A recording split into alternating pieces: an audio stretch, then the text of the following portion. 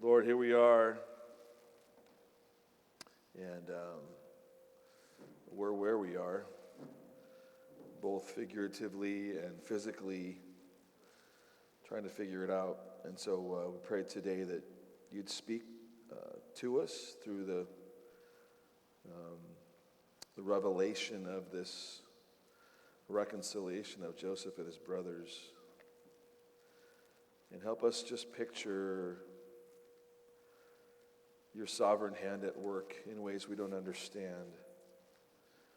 And because you're all we got, and there's no place else for us to go. So I'm glad the brothers and I can be here today to learn these lessons and have you teach us. In Jesus' name, amen. Yeah, Oscar, can you turn that down a little bit for me? Thanks, buddy. We're going to be in Genesis 44 and 45 today. It is the reunion text. I apologize about the bait and switch from last week. I'd forgotten that Kyle would be here, so we were supposed to do this last week. But man, did we ever get what we needed last week from Kyle for sure. I'm still wrestling with that whole triangle he mentioned: the goodness of God, the wisdom of God, and the power of God, and kind of being in the middle of that. And we'll see Joseph kind of try to figure that out. When we last picked up the story, Joseph had given Simeon back to the guys when they returned with Benjamin. We've seen Joseph, when he saw Benjamin at the end of chapter 43, he needed to excuse himself to have some crying time, and sometimes that's a good thing. He just couldn't hold his emotions. The text says his compassion for his youngest brother was really kindled, and so he was stirred up by that. One thing you don't see in the text is Joseph wrestling a whole lot with God. Maybe you want to see that more than you do. You wonder, what's he thinking? Because as we come to chapter 44, Simeon's been given back. The guys are now released. The family's intact. Benjamin has been given. Joseph saw Benjamin. That was the deal. I want to see if you're telling me the truth about the youngest brother in the family. And then Joseph sets up another trap in verse 44. And as we read this, I want you to think with me about, is this Joseph's idea or is this God's idea? Is Joseph still just wrangling from all that's happened to him and the triggering that seeing his brothers would have done to him? And is he just trying to keep them close? Does he want to punish them? I mean, we don't see that he asked God and God revealed this plan. But, well, of course, what we're going to see is God is God and God's will is done, whether Joseph had intended this for good or not. And so we'll pick it up in Genesis 44 and verse 1. He commanded the steward of his house to fill the men's sacks with food, as much as they can carry, and put each man's money in the mouth of his sack, and put my cup, the silver cup, in the mouth of the sack of the youngest, who is Benjamin, with his money for the grain. And he did as Joseph told him. There again, we don't know why he's doing this. It's easy to assume, well, he's trying to test their allegiance. I'm not sure I want to give Joseph that much credit. I'm not sure. I can't prove it, so I'll just put it out there. And as soon as the morning was light, the men were sent away with their donkeys. They had gone only a short distance from the city, and Joseph said to his steward, "Get up and follow after the men, and when you overtake them, say to them, 'Why have you repaid evil for good? Is it not from this that my Lord drinks, and by this that he practices divination? You have done evil in doing this.' And when he overtook them, he spoke to them these words. And they said to him, 'Why does my Lord speak such words as these? Far be it from your servants to do such a thing. Behold, the money that we found in the mouths of our sacks we brought back to you from the land of Canaan. How then could we steal silver or gold from your Lord's house? Whichever of your servants is found with it shall die. And we also will be my Lord's servants.' He said, 'Let it be as you say, and he who is found with it shall be my servant. The rest of you shall be innocent. Then each man quickly lowered his sack to the ground, and each man opened his sack, and he searched, beginning with the eldest and ending with the youngest, and the cup was found in Benjamin's sack.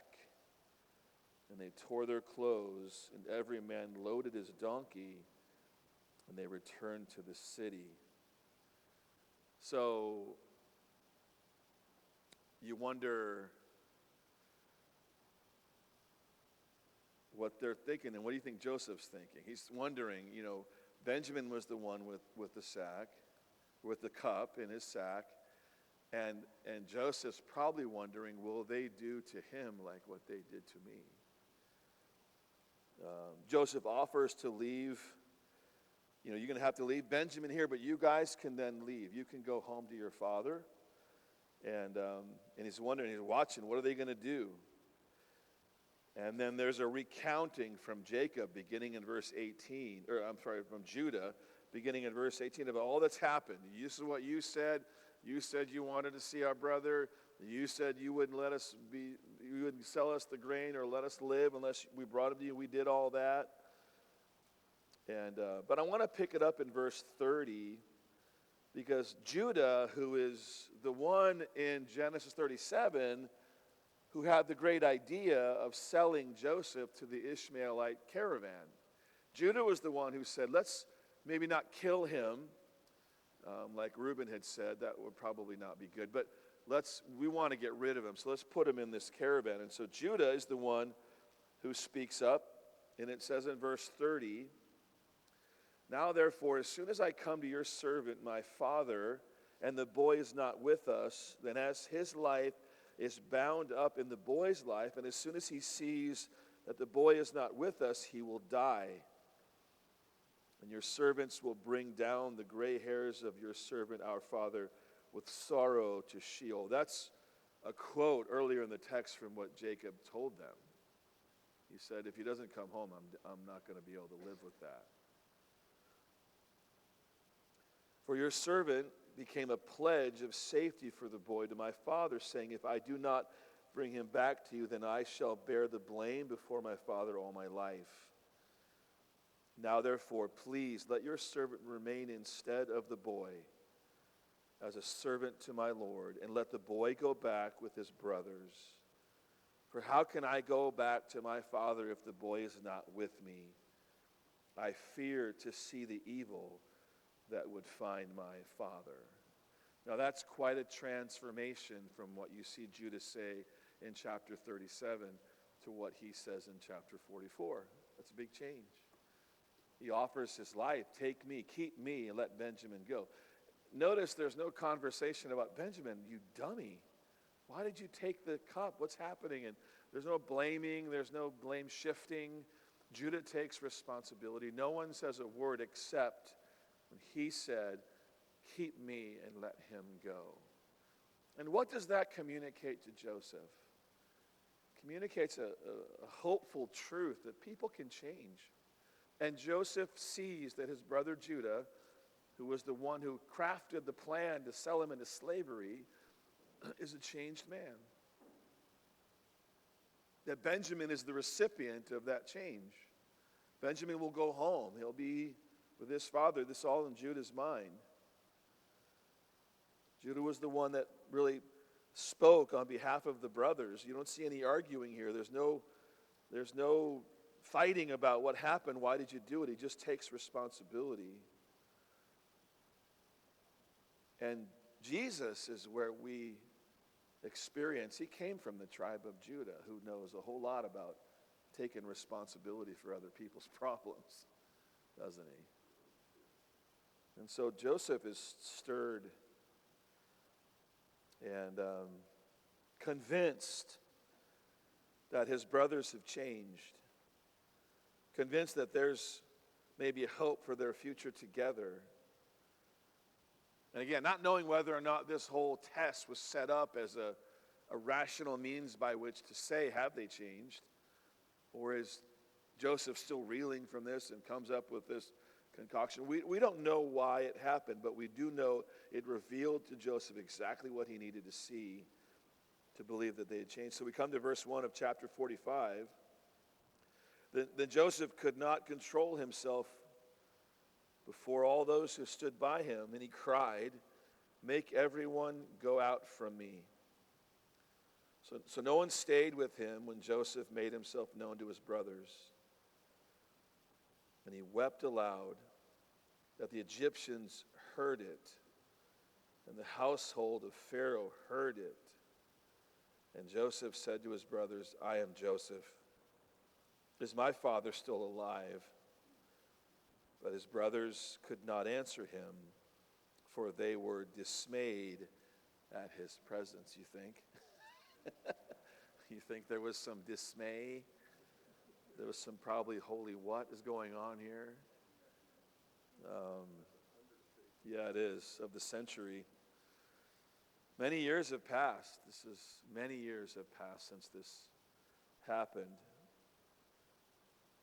And the truth is, whether Joseph sat down reasonably and said, if I put a silver cup in Benjamin's sack, we'll see if the guys sell Benjamin down the road like they did me.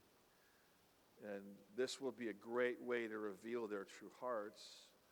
Or if Joseph is still trying to mess with them because he's so mad at them.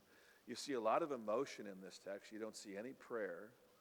You don't see God mentioned, and we'll see God mentioned here in a minute, but you don't see it in all this back and forth. You're lying to me, and I want to see my brother, and are you really here is looking for food, and all the drama. But here's the thing.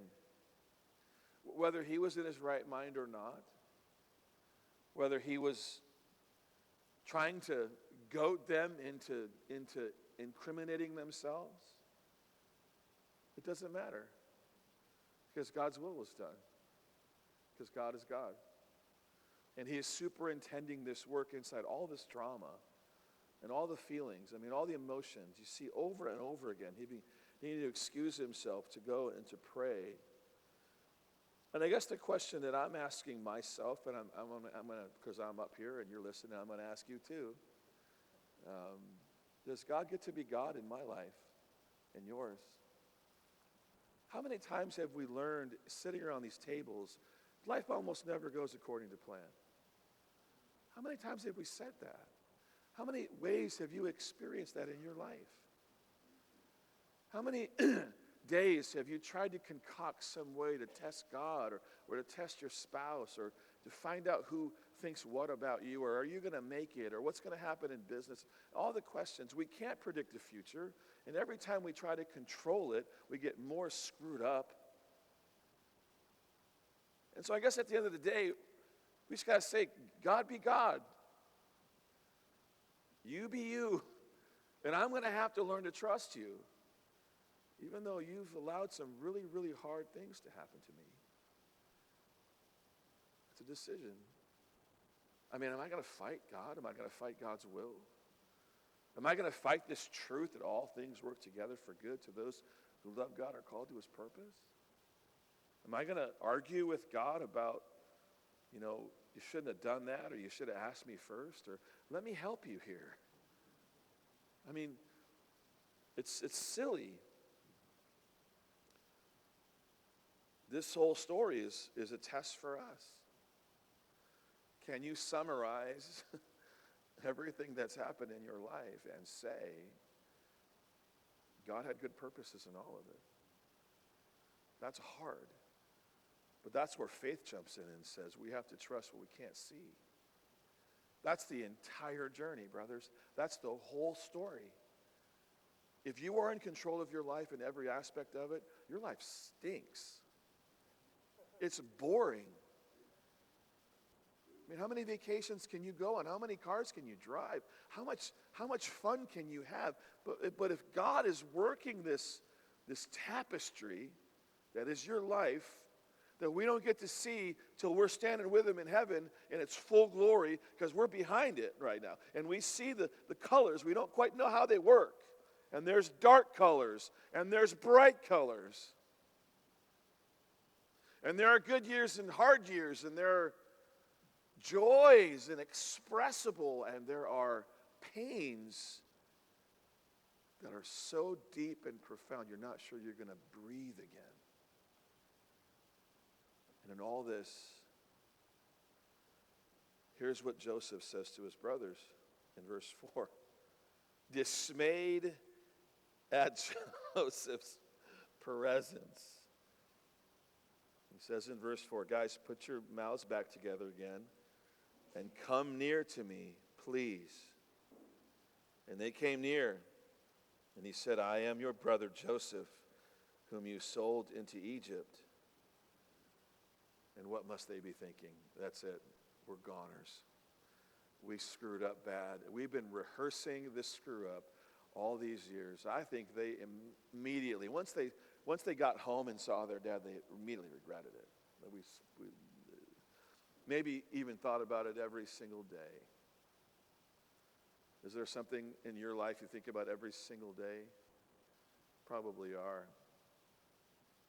And you're wondering, when's the shoe going to fall? What's next? He says, I'm your brother. You sold me into slavery. And now do not be distressed or angry with yourselves because you sold me here. For God sent me before you to preserve life. For the famine has been in the land these 2 years, and there are yet 5 years in which there still will be neither plowing nor harvest. And God sent me before you to preserve for you a remnant on earth and to keep alive for you many survivors. So it was not you who sent me here, but God. Now, that's pretty profound with what this guy's been through. So he was able to make the leap that I'm wondering if I'll be able to make. If you and I can make it together, can we make the leap between really, really hard things and God being squarely in the middle of them and say, but God, he did this. He sent me here. I mean, the overarching truth of this whole text is there's no Israel. There's no story of God's people. There's no nation to see him provide for. This is before manna, before clouds, before fire by night. This is before Red Sea, before Jordan River, before tabernacles, before David, before Solomon, before glory, before battles, before the land, before the gift, before the triumphal procession of a nation that is waiting for Messiah. Messiah shows up. Jesus is here, summarizes the law, dies, rises again, gives us his spirit, leads us to this gym this morning. That entire story ends if these people die. And so God superintends a salvation story that is yours and mine to tell because he provided for them. And along the way, he puts Joseph's brothers and Joseph in a room together for Joseph to say, come here. It's not you, it's God did this. I mean, I would sure rather have my story, as scary as it is sometimes, in his hands than in mine. And that's a massive faith jump, because what are you saying? You have no idea what's coming. Right? You have no clue.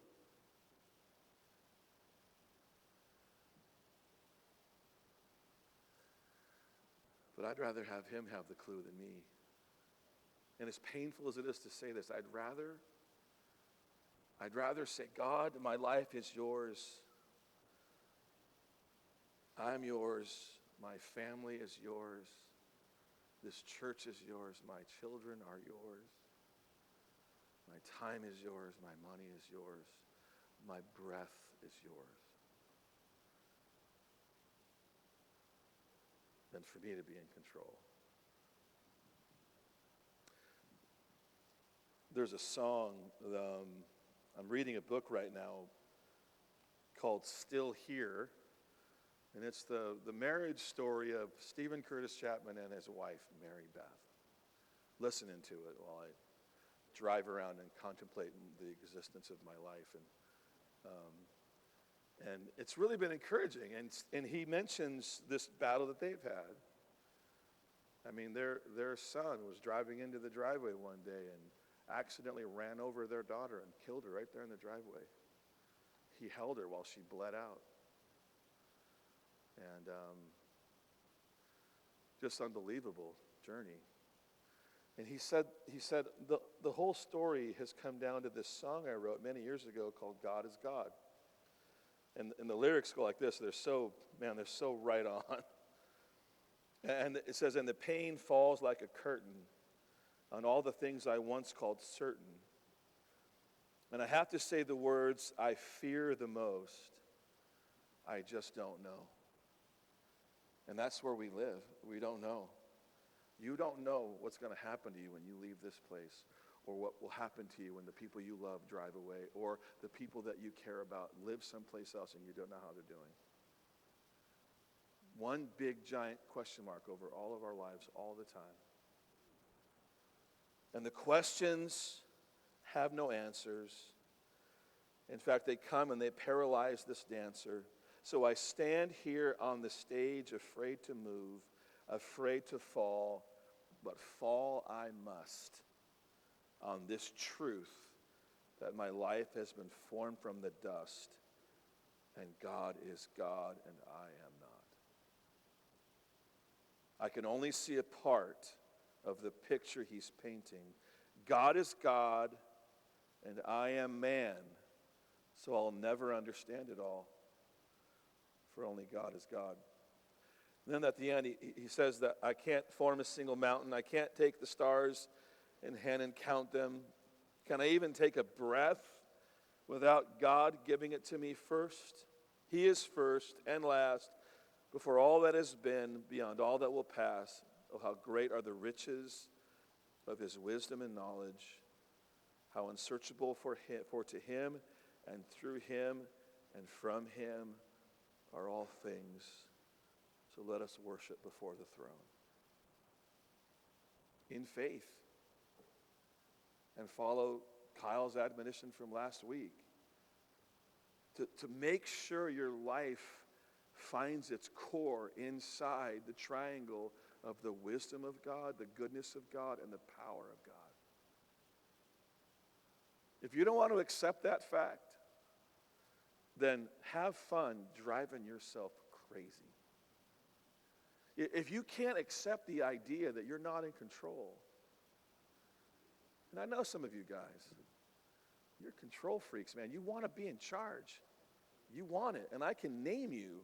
I won't, but I could.